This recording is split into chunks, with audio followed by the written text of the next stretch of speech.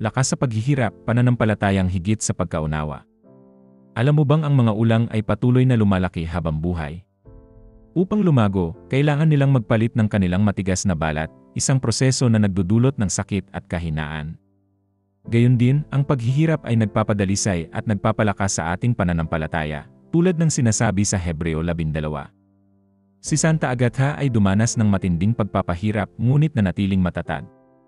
Tulad ng ulang, ang kanyang paghihirap ay hindi naging katapusan, kundi isang pagbabagong nagtulak sa kanya sa isang mas dakilang layunin.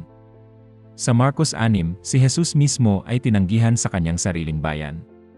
Kahit ang anak ng Diyos ay pinagdudahan ng kanyang sariling mga kababayan.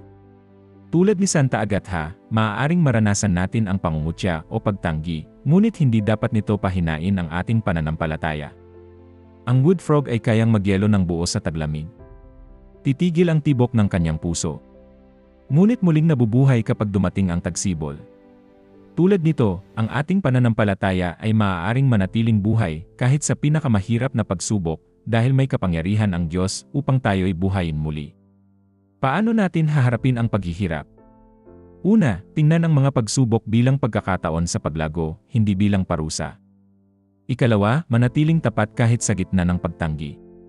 At ikatlo, kumapit sa pag-asa sapagkat ang Diyos ay kumikilos kahit hindi natin ito nauunawaan.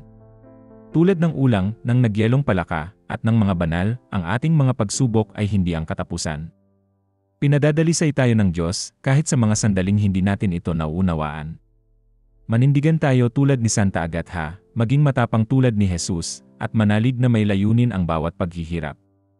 Amen.